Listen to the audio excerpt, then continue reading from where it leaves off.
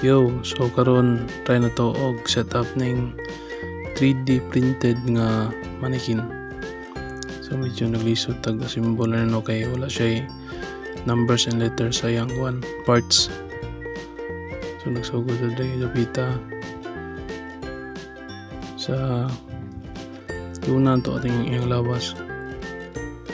Pangitan to yung parts. Tapos yung mga parts nga natanggal na ba. So dera sugod ko siyang joints.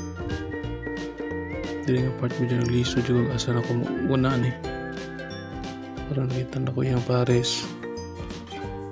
Ayan siya, yung lawas, yung body part. Tapos yung mga ball joints.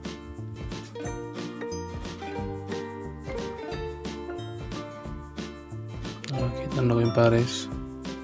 Nag-insert, so fit ka siya. Then next, yung torso na bit. Tapos yung gilimpyuhan gamay.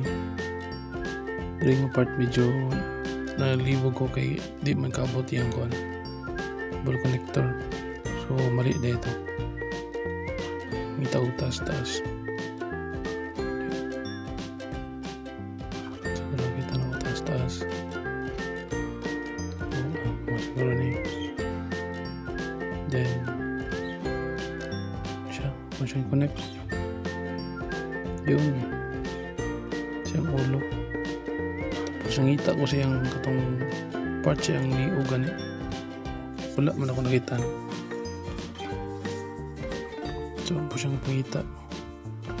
Check na kung siyang itsura. So gisita-side na ako. Una na ko yung torso. Torso o siyang hips. Kung siyang i-connect. Yan. Next, katong sa hip.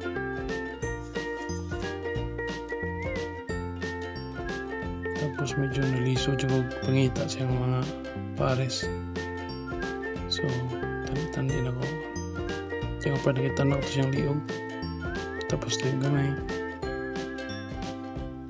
hindi ka siya mo kunit pero okay ra.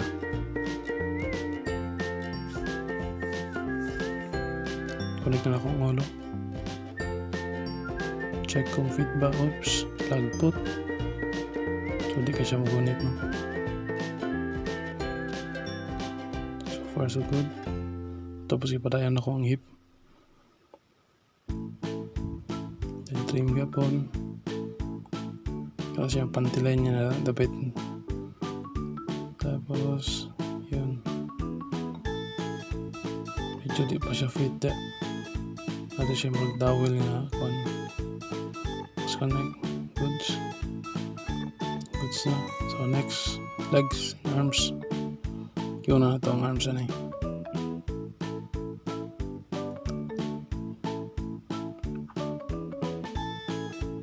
So check na ito ang yung diagram o pariha ba.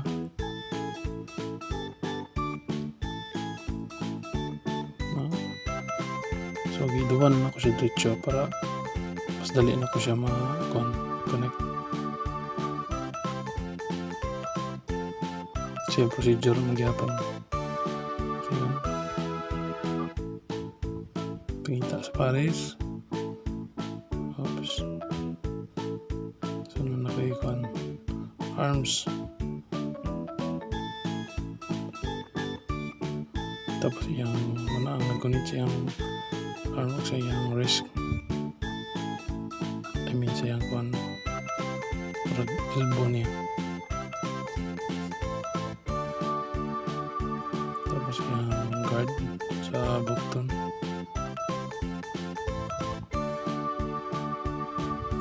Oops. Tapos tawad na kamot. Yun. Check ang mga articulations. Okay ba? The next, legs.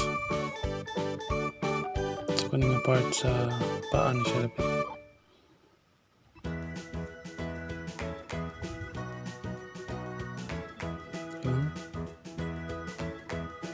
Tapos sa batiis na part na ni kaning taas.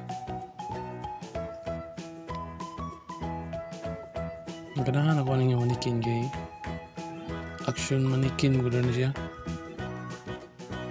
Yung mga papuruman mo yung mga action form ba.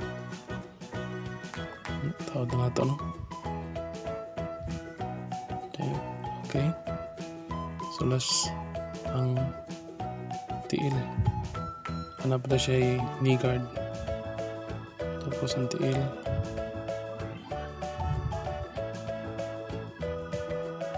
Para isa pa, din ang tiil.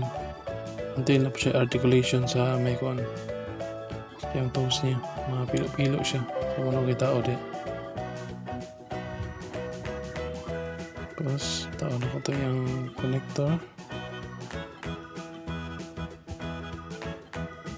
Para medyo na problema ko na dahil na part kay lahi ang forma ang isa. Kita na ako wala man dyan. So kung lang gipaiguan doot na kumayo gini pa akro yapon. Tapos connect na yun. So ito na kitawad yung parts. Una kong legs kay para kita na ito yung articulation okay ba. Medyo gahi kay pasulod. Kita na struggle kay pasulod. So paak naman siya. Next na yun ang yung arms. Struggle kay pasulod guys kay gahi kayo. Pero gunit namin noon. So kita nyo natanggal na parang yung ulo. Luwag kaya yung ulo. Then ako siyang i-try patindog. Gunit pagid. Articulation check. Oops. Tanggal sa kadali kay medyo di man mao.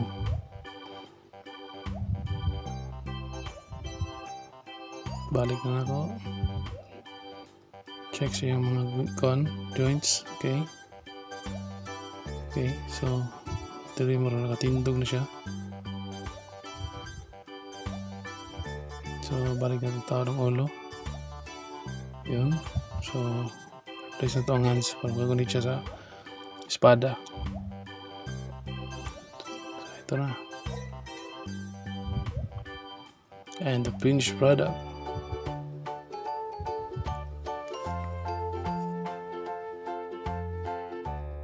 Ara.